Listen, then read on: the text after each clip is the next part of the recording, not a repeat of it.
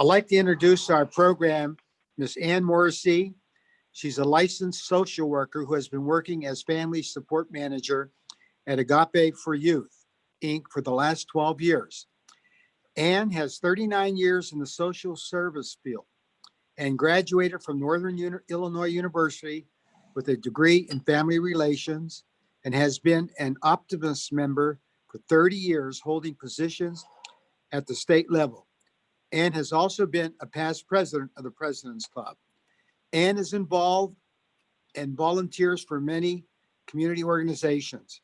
Ann will be speaking on the programs of Agape for Youth today. Ann? Okay, thank you. Thank you for having me. Most of you do know me and a little bit about Agape for Youth, but I will go ahead and just share is Agape is primarily a foster care agency. And then the other thing that we do is foster to adopt. When we do foster to adopt, it is actually with our own foster parents. They get a dual license that we license them through the state of Ohio, where if children are in permanent custody of Children's Services, then our parents have an opportunity to adopt those children. And we are able to do that as well. Last year, we did 25 adoptions within our foster agency, which is really exciting. It's interesting because we always joke about this, is our primarily focus is foster care, and that's where the agency started actually 32 years ago now as strictly a foster care agency. But our agency goal is permanency for children, however that looks. And speaking of the adoption piece, that's permanency for children that way. Because actually foster care should only be a stepping stone for whatever reason why the kids do come into care. The others that I want to spend more time with, and feel free to ask any questions, is primarily my program, which it used to be reunification services. And I've been doing that for 12 plus years. Now we classify it as family support, family stabilization, because within those 12 years of providing this service, I have 6 programs under me right now with 2 different counties, along with a state under the faith-based initiative program, where my program is divided into several categories. The one is, of course, reunification, where we work with the biological family members to get reunited with their children that have either been in foster care or that all the children or possibly one child, maybe because of mental health or juvenile delinquency, that they might have been in a residential facility, a group home, or detention, or part of the state program as well in juvenile detention. So our goal is to get in and work with the families so they have the skills what are needed to have their children returned home to them. So we do approximately 12 to 14 weeks, and we do 3 to 5 hours a week in the home. So we really go in and work with the families to provide the services that they're needed. I divide the program up into 2 categories. One is case management, whatever that we can do to help provide services for these families that's not already hooked up for them, because many of them have to sign up for benefits for their children. They might have to sign them up for new schooling, because probably the place that they were before is not in the school district that they're returning home to, so that they will be whatever school system that needs to be assigned to them, then helping to do that. Maybe new counseling services. They may need to be set up to new counseling services. A lot of our families may need food pantries. There should all have housing when they return, but they might want different housing. And then if we can help them with a new housing opportunity, that's another way we can help them. So any type of social services, linkage, hooking up, that is one of the things that we do. The other then is parenting skills, however parenting skills look like. It's all the way from we've worked with newborn babies all the way up to 18-year-olds. We've worked with one child in the home all the way up to 9 children in a home. So no plan of ours is set in stone. I don't put any case in a box. Every case is really different. And we set up a treatment team with goals and objectives to look at what these families might need to working with the children that are being reunited with them. That is one of the programs that I do. The other one is called Family Preservation, which is really awesome. And this is really more what you want to see happen is we get involved with the family before reunification or before removal has to happen. So the goal is not to remove children from their homes at all. So we kind of do the same things that we did for reunification. Now we do for preservation to look at what can we do to help this family so that their children don't have to be removed from the home. And we kind of set it up the same way. We might do 12 to 14 weeks. Sometimes we might have to do more. The other is we do 3 to 5 hours a week per family that way too. So whatever that family needs to be successful. One thing that we're really finding, in fact, I'm talking to a lot of even directors of agencies right now, what they're finding for multiple reasons is all the behaviors children have right now. You'd be surprised on the caseloads that we have. 4-year-olds all the way up have multiple behavioral issues. For whatever reason, they're identified for multiple different reasons. In fact, I was talking to a county director the other day, and she was even saying the schools are calling them because of the behaviors that the kids are having in school. What can we do? Well, it's not really the county agency, children's service agency, to necessarily, work with behaviors, but if there's ways that there's other things because of safety issues that are in the home, what actually then can we help some of these families? So, and giving them the skills that they need. So again, that their children don't have to be removed from them. The other big program that we have at our agency, and it's kind of a continuation of foster care, is called the Bridges program. And this is a state of Ohio program, and it's actually working with the young adults, 18 to 21-year-olds who have been emancipated from foster care. So, of course, I'm sure everybody has heard the statistics that over 50% of foster youth that leave the system become homeless. So what the state of Ohio actually has done is been really proactive in the last couple years to say, what can we do to help in the transition of these young adults, giving them kind of a head start. So we are one of several providers in the Southwest Ohio that works with these youth. They can be emancipated from our own foster care system, or we get referrals from the state, or actually youth can self-refer as well. the criteria for that program is that the young adult does need to work part-time or go to school part-time. And it is very critical that they continue with that, because the state monitors that. And if they don't, then they have to be released from the program until the possibility of that is gained again.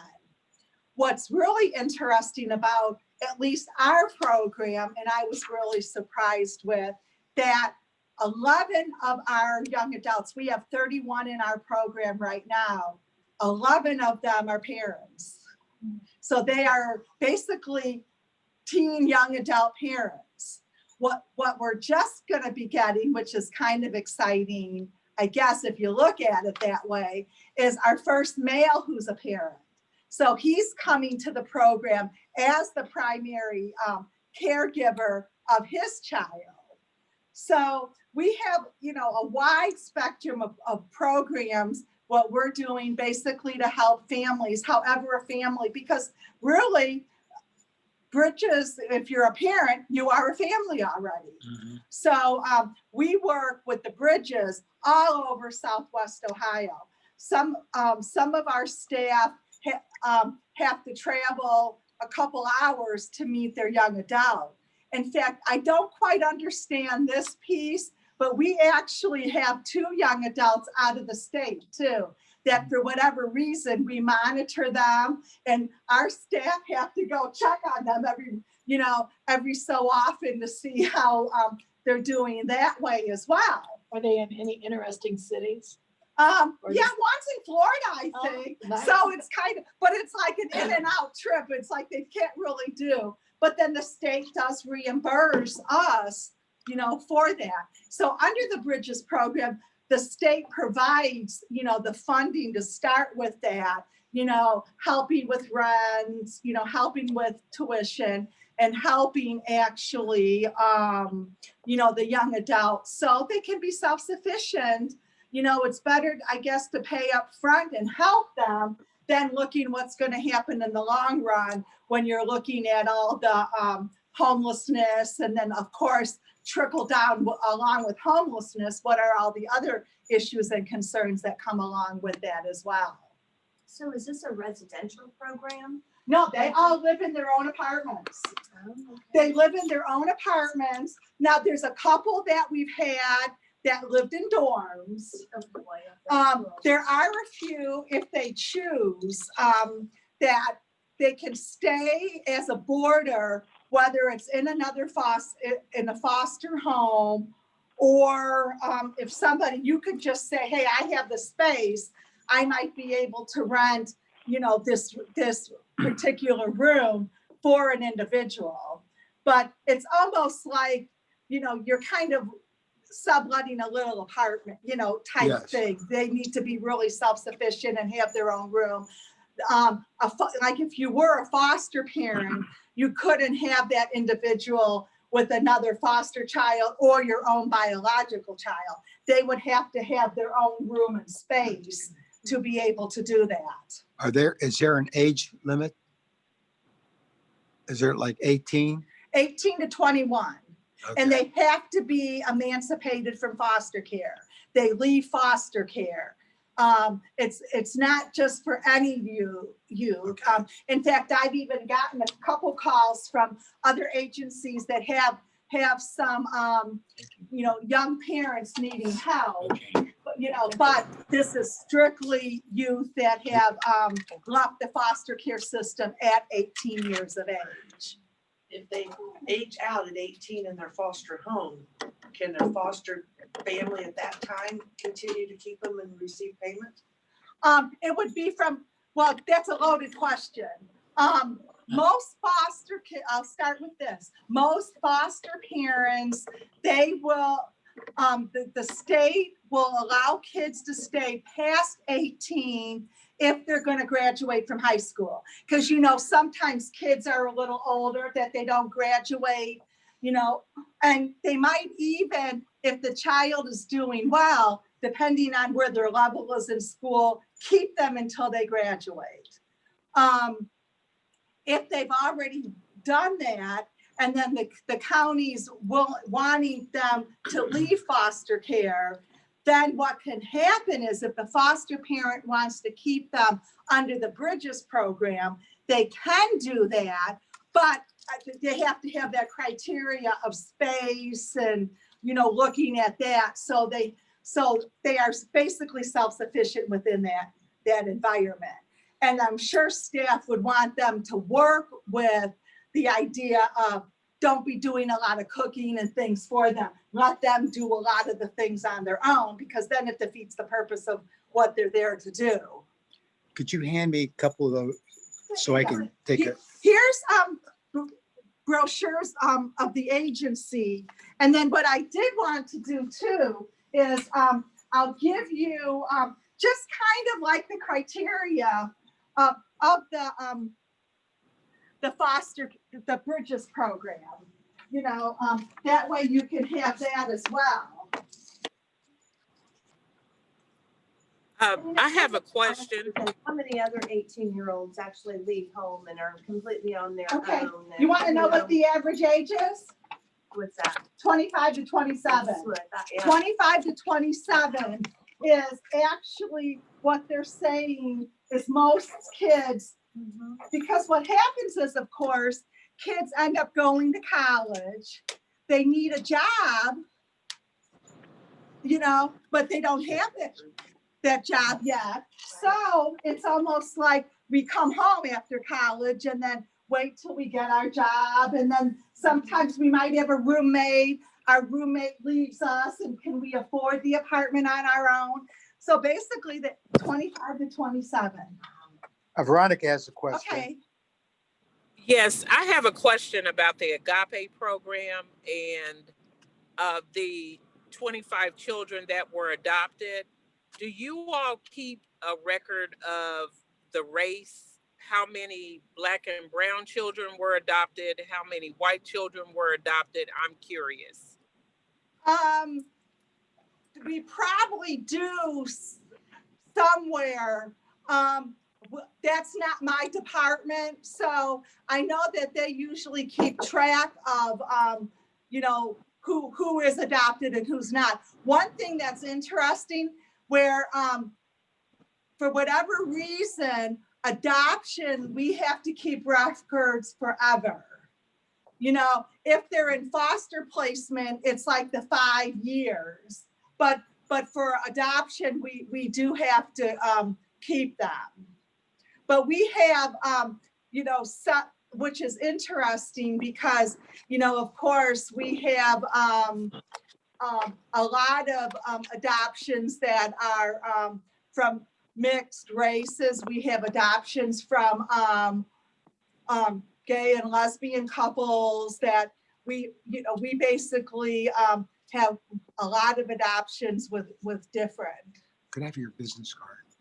And then there's, with the Bridges program, are there a lot of, and I'm just curious about, are there a lot of Hispanic kids in that program? Or I'm curious about the racial makeup of the program and which kids are, suffering the most or needing help the most. Unfortunately, I can't answer that because I don't have those statistics either, since I'm not involved in that. But that's a good question. I think that's something that to kind of look at to determine what that is. But interesting, I think we have a wide variety of who's basically involved in our system. Now we'll just say that as far as I know, within our system, we don't have a lot of Hispanic. And with that's not to say that we might get a self-referral or another of the Bridges program kids coming in, but in terms, I don't think that we've gotten a lot of referrals for foster care. We do have a couple Hispanic foster parents ourselves, but I'm trying to think when I've been to activities and things, the ratio, we don't have that many. Interesting. Okay. Now, and the one thing I guess, what's time? Do we have? Whenever. Okay. The one thing that if you don't know, that each county, of course, has their own foster care systems as well. When they can't place within their own systems, then they do contract out to private agencies. So that's where, some of the differences, like usually some of the younger children and non-special needs children or not large sibling groups may continue to stay within the county agencies.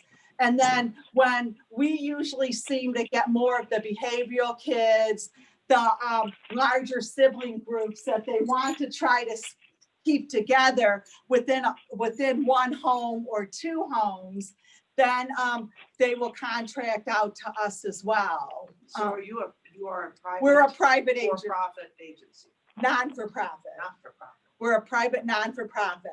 Most foster care agencies are non-for-profit. Okay. Any other questions? Do you know what the average age, that might go along with the statistics of race, but do you know what the average age of the children you have are? Well, this is interesting. Yes, I can give you ours right now. Ours is, believe it or not, the last we looked was 7.8.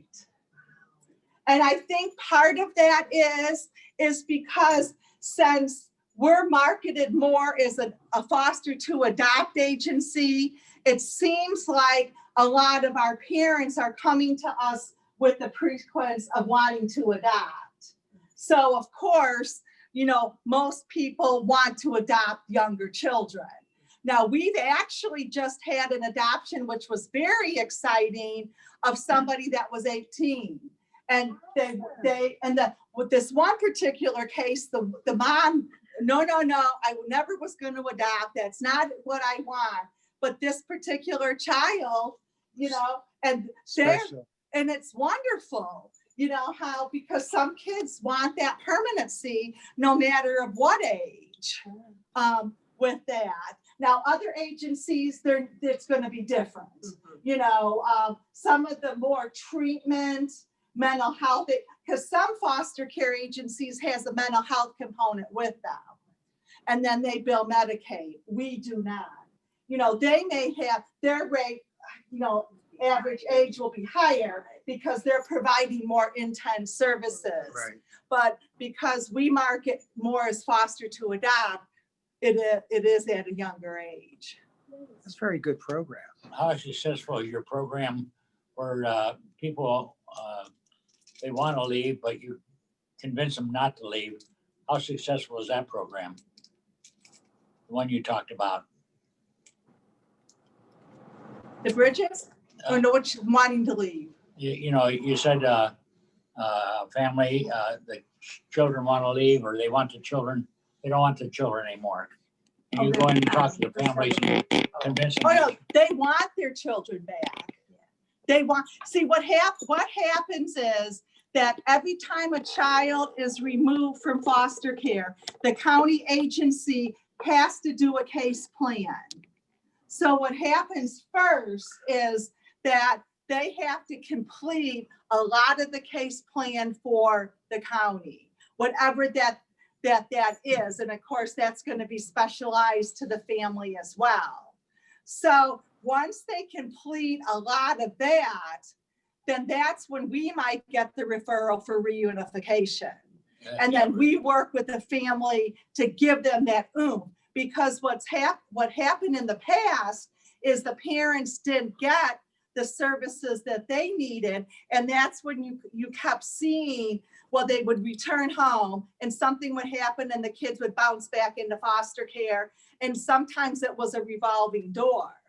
Now, one thing with our program that's very exciting is how we do our success outcome is a year after we terminate and close a case successfully.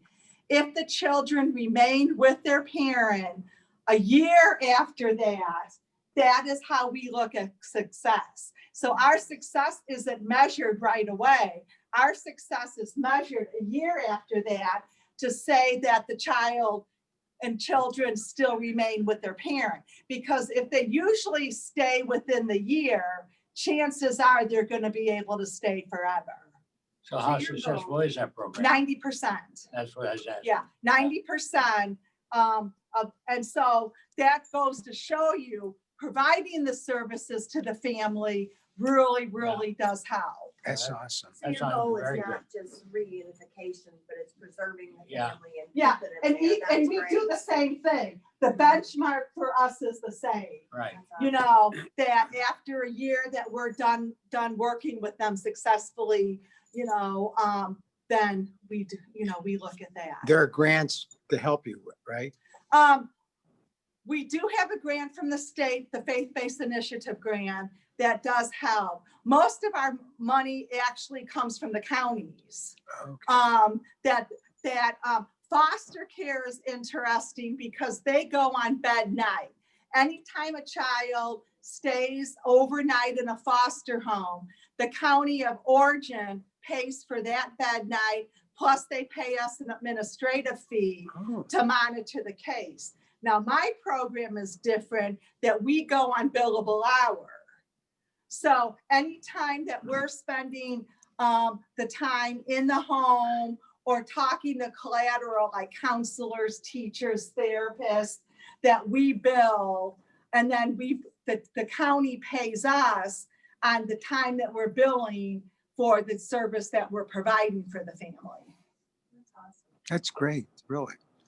All these programs you don't know, you're not aware unless you come to the President's Club or a service club and hear what programs are available. That's great. Well, And I just think we live in an awesome county that has so many resources available for our families and our children, our seniors, you know, Yes. everybody involved. We do have a wonderful county here.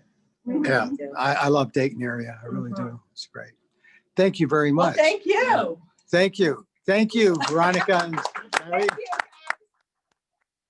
Very nice.